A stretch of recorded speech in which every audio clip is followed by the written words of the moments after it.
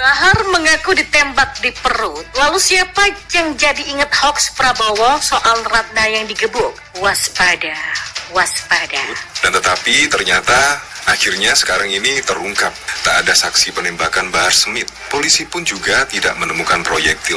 Nah, apakah ini ada drama ya? Biasanya kan kalau ada hal semacam ini pasti ya ada saksi lah minimal.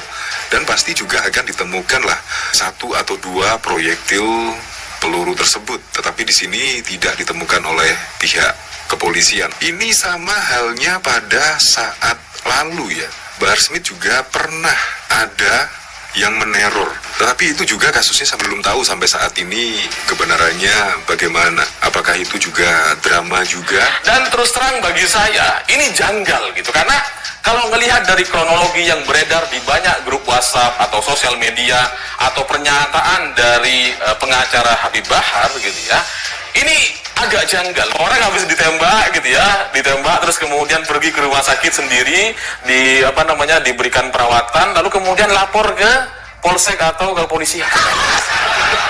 Biasanya gitu ya, kalau ada orang kena tembak, ya minimal harus istirahat dulu di rumah sakit gitu. Logikanya kan seperti itu. Jadi, tetapi bahwa polisi juga memberikan keterangan, belum bisa menyimpulkan apakah Bahar Smith betul-betul ditembak atau tidak sebagaimana laporan yang dilakukan oleh pihaknya Bahar Smith. Nah, nanti kita tunggu informasi resmi dari polisi dan pasti akan mengumumkan peristiwa sebenarnya. Mudah-mudahan benar. Mudah-mudahan tidak seperti kasusnya Ratna Sarumpait menjelang pemilu dan Pilpres 2019 yang lalu. Ya, pengacara Mu'anas Alaidit membongkar kejanggalan aksi penembakan yang dilakukan orang tak dikenal terhadap Habib Bahar bin Smith. Salah satu kejanggalan yang mencolok dalam kasus itu yakni tidak adanya saksi dan pihak kepolisian tidak menemukan proyektil dalam aksi tersebut. Jadi memang seperti janggal, ini ada peristiwa penembakan kali ini, tapi nggak ada saksinya. Bahkan polisi menyebut tidak ditemukan proyektil peluru di TKP. Kata Mu'anas saat dimintai tanggapan oleh pojok1.id. Ya, Ketua Cyber Indonesia ini juga menyoroti bercak darah yang diklaim pengacara Habib Bahar yang kabarnya berceceran di sorban hingga di dalam mobilnya. Masalahnya sekarang pengakuan Bahar itu ada luka dengan baju bercak darah sebagai barang buktinya, ujarnya. Mu'anas lantas menduga kasus dugaan penembakan Habib Bahar ini layaknya seperti aksi drama Bogor atau Dragor menjelang tahun politik. Ya, jangan sampai deh orang berpikir ini Dragor atau drama Bogor atraksi Bahar jelang tahun politik. Tapi kita tetap minta Polri, dalam hal ini Polres Bogor, untuk tetap mengidentifikasi kebenaran peristiwa ini. Tegas ya.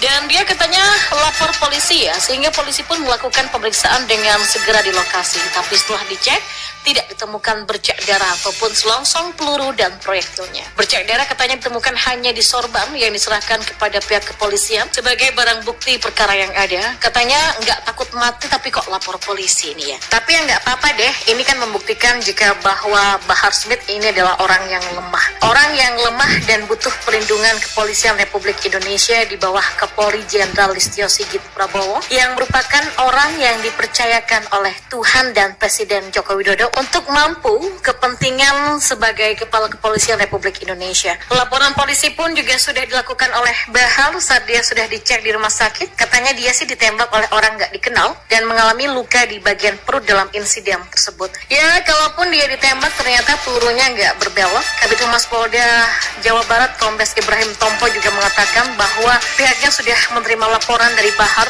pada pukul 21.45 malam Jumat 12 Mei kemarin. Kejadian tersebut tidak ada saksi matanya dan mungkin CCTV-nya saat itu juga lagi terlalu silau karena katanya sih yang direkam adalah orang suci. Ya, terkait kejadian saat ini polisi belum dapat kesimpulan apapun dan mungkin bisa saja penembakan itu tidak pernah terjadi karena memang tidak ada bukti selongsong peluru ataupun proyektil yang tersisa di pinggir jalan. Kalau ditembak perut harusnya sih aman ya, dan saya berharap si Bahar cepat sembuh dan bisa kembali untuk mendukung Anies Baswedan. Bahar Smith ngaku-ngaku ditembak tapi tidak punya saksinya. Kabid Humas Polda Jawa Barat juga mengatakan dengan sangat jelas bahwa katanya sih ada luka di sekitar perut tapi hasil visum belum keluar, belum ada kesimpulan apapun dan Lucunya tidak ada saksi. Ya, kondisi terkini sih katanya sehat-sehat saja. Ya, baguslah kalau begitu. Saya jadi penasaran lukanya itu tipis atau tebal, atau pelurunya masuk ke dalam yang mana, karena saking berototnya tubuh Bahar Smith ya. Dan dari obrolan kita sebelumnya, saya melihat komentar-komentar yang lucu gitu loh. Nah, bukti yang diserahkan oleh Bahar saat dia melapor ke polisi bahwa dia ditembak adalah baju dan sorban yang berdarah. Dan ini merupakan dua bukti yang lucu. Kalau ada bercak darah belum tentu ditembak ya Bambang. Kalah tarung bebas aja mungkin bisa, atau bisa aja lagi mens karena itu di sekitar perut ya. Nanya doang nih ya. Logika yang sama dari Bahar kepada Pak Jokowi saya pakai untuk si Bahar sendiri. Jangan-jangan dia mens. Kok saya jadi inget ya Pak Prabowo yang juga pernah tertipu dengan hoaxnya si Ratna Sarumpait yang katanya digebukin orang, padahal dia operasi plastik. Jadi sontak aja kasus ini bikin heboh Indonesia. Walaupun begitu, semoga ini benar adanya dan bukan cerita yang dibuat-buat, karena kita sudah paham rekam jejak orang ini. Bahar bin Smith ini sudah dibentuk pikirannya membenci pemerintah, atau dalam hal ini adalah Jokowi khususnya, dan hanya mengendalikan massa dari umat. Berbicara tentang kezoliman, tetapi ternyata ia sudah melakukan kezoliman dengan menganiaya anak remaja tanggung sampai babak belur. Ya tentu saja bagi pengikut dan fansnya si Bahar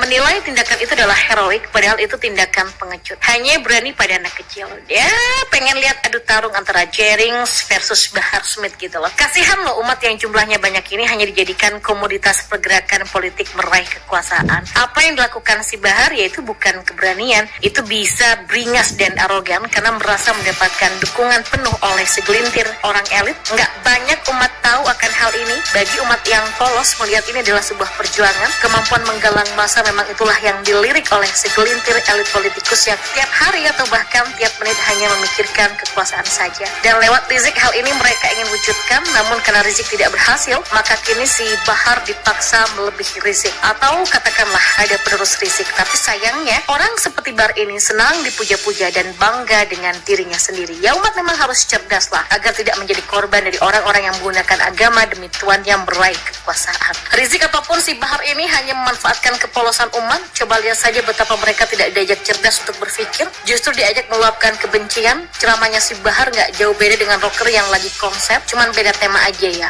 Kalau rocker metal memang jujur dan nggak munafik, sementara si Bahar memakai bungkus agama demi tuannya.